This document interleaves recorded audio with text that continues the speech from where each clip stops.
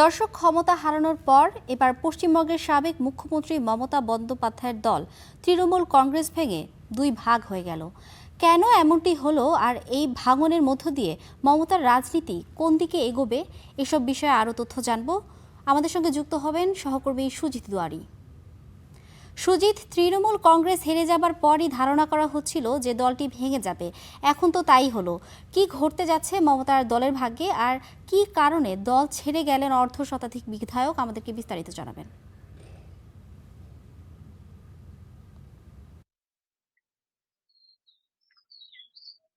দেখুন, আপনাকে জানিয়ে রাখি যে এই মমতা বন্দ্যোপাধ্যায়ের যে তৃণমূল কংগ্রেস সেটা ভেঙে যাবে, এই বক্তব্য কিন্তু বিরোধীদের মুখে, তখন তৎকালীন বিরোধী ছিলেন শুভেন্দু অধিকারীরা, অর্থাৎ বিজেপি, তাদের মুখেই শোনা গিয়েছিল যে রাজ্যে পরিবর্তন হবে, দল ভেঙে যাবে তৃণমূলের। সেক্ষেত্রে দেখা গিয়েছিল সেই কথাগুলো রাজনৈতিকভাবে ব্যবহারের জন্যই বলা হয়েছিল, অনুমান করা হয়েছিল।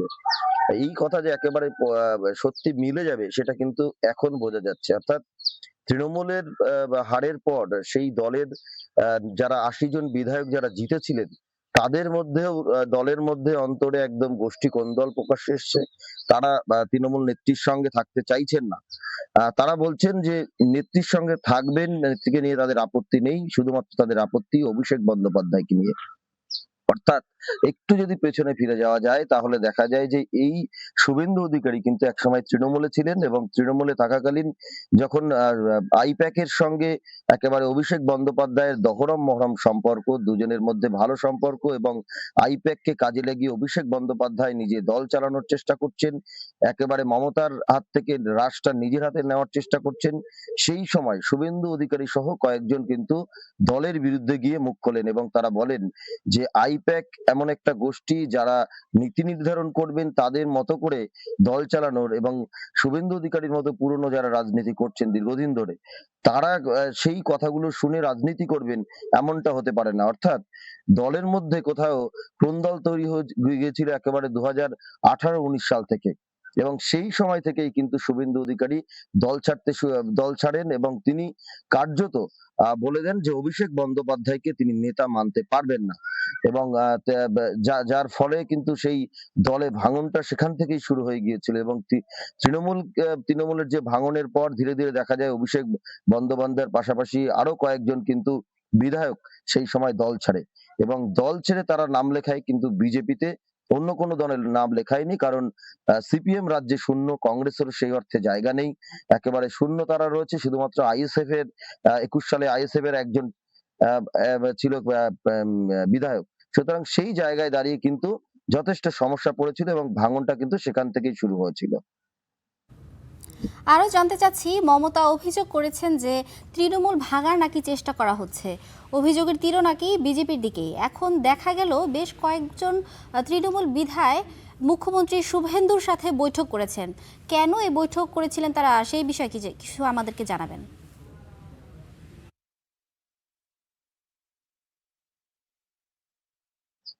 দেখুন, আমরা দেখলাম যে কয়েকজন বিধায়ক তারা গেলেন মুখ্যমন্ত্রীর সঙ্গে বৈঠক করলেন, এবং রুদ্ধদ্বার বৈঠক। এই বৈঠকের পেছনে কিন্তু কারণ অনেক কিছু থাকতে পারে। এক হচ্ছে সরকারের বিরোধী যারা, তারা সরকার পক্ষের বিষয় কিভাবে দেখছেন সেটা যেমন শুভেন্দু অধিকারী জানবেন, এবং সরকার ঠিকঠাক চালাতে পারছেন কিনা। এই যে আজকে ১ মাস বা পূর্ণ হলো যে রেজাল্টের, এবং সরকারের শপথ হয়েছে আর কয়েকদিন বাদেই ১ মাস হবে। সুতরাং এই সময়টায় সরকারের কোনো ভুল ত্রুটি রয়েছে কিনা সেটা যেমন জানানো, তেমনি বিরোধীদের কাছ থেকেও কিন্তু পরামর্শ নেওয়াও একটা রয়েছে, পরিকল্পনা রয়েছে। সেই জায়গায় দাঁড়িয়ে বৈঠক হতে পারে। দ্বিতীয়ত বৈঠক হতে পারে যে বিরোধী যারা মমতা বন্দ্যোপাধ্যায়ের থেকে বিচ্যুত যারা হচ্ছেন, যারা মুখ সরিয়ে নিচ্ছেন অভিষেক বন্দ্যোপাধ্যায়ের কারণে, সেই মানুষগুলোকে কোথাও বিজেপি তাদের নিজেদের মতো করে চালানোর চেষ্টা করতে পারে। এটা দ্বিতীয় কারণ হতে পারে বৈঠকের। তৃতীয় যে কারণ হতে পারে যে মমতা বন্দ্যোপাধ্যায়ের দলকে ভাঙানোর জন্য যা যা পদ্ধতি অবলম্বন করা প্রয়োজন, বিজেপি কিন্তু সেই টোটকাটাও দিতে পারে। অর্থাৎ কোনো একটা মারফত সেই টোটকা দেওয়া হতে পারে, এবং কি পদ্ধতিতে রণকৌশল সেট করবেন সেটাও কিন্তু ওই বৈঠক থেকে স্পষ্ট হতে পারে। তবে একেবারে রুদ্ধদ্বার বৈঠক, সেই বৈঠক সম্পর্কে প্রকাশ্যে কেউ কিছু বলেনি। তবে সূত্রের খবর তারা সৌজন্য সাক্ষাৎ করেছেন, এমনটা তারা বলছেন, কিন্তু ভেতরে অন্য কোনো গল্পও কিন্তু থাকতে পারে।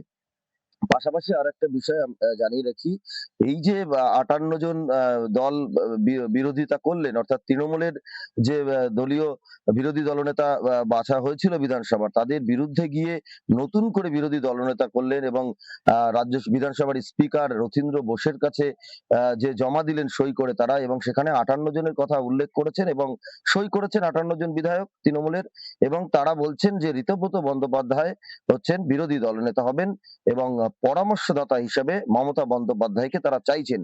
এটা কিন্তু ঋতব্রত বন্দ্যোপাধ্যায় নিজেই বলেছেন যে পরামর্শদাতা হিসেবে আমরা চাইছি মমতা বন্দ্যোপাধ্যায়, অর্থাৎ মমতা বন্দ্যোপাধ্যায় সম্পর্কে তাদের কোনো আপত্তি নেই।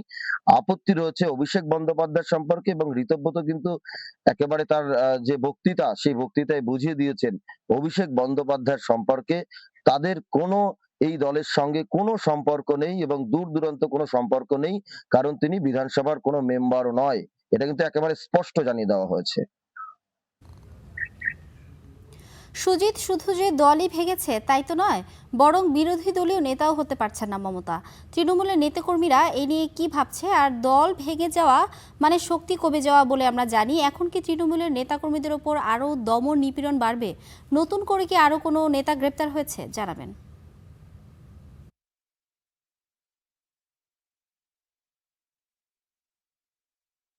দেখুন, আপনাকে জানিয়ে রাখি, দল ভাঙার সঙ্গে কিন্তু নিপীড়নের সম্পর্ক সেই অর্থে কোনো কিছু নেই।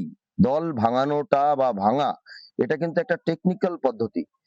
কারণ শাসক দলে যারা আসে দেখা যায় তাদের সঙ্গে গা ভাসানোর জন্য কিন্তু যে বিরোধী যারা দল তাদের দল থেকে শাসক দলের নাম লেখানো বা তাদের ঘেঁষা বা তাদের অনুগামী হয়ে যাওয়া, এই নমুনা কিন্তু ভারতীয় রাজনীতিতে বা পশ্চিমবঙ্গের রাজনীতিতে রয়েছে।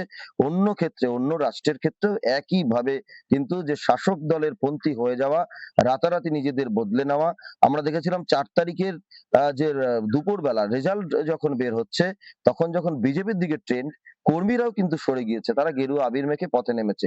সুতরাং এই যে সরে যাওয়ার প্রবণতা সেটা রয়েছে।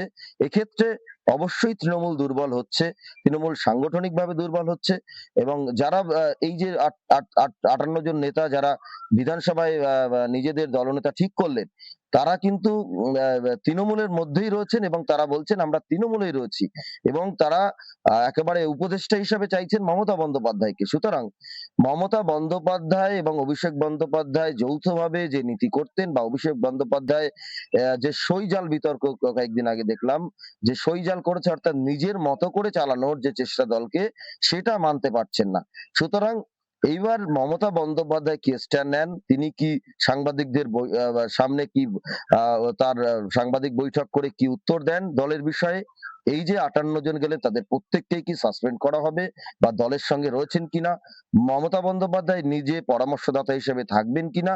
সেটা কিন্তু একেবারে দলের তরফে স্পষ্ট করলেই জানা যাবে।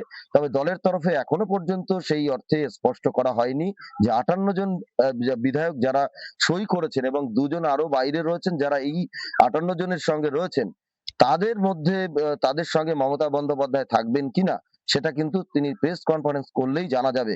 অর্থাৎ মমতা বন্দ্যোপাধ্যায়কে এরা চাইছেন, কিন্তু আদতে সেই মমতা বন্দ্যোপাধ্যায় নিজের শক্তি ধরে রাখার জন্য ৫৮ জনের সঙ্গে থাকবেন কিনা, এটাই কিন্তু এখন বড় প্রশ্ন রয়েছে পশ্চিমবঙ্গের রাজনীতিতে।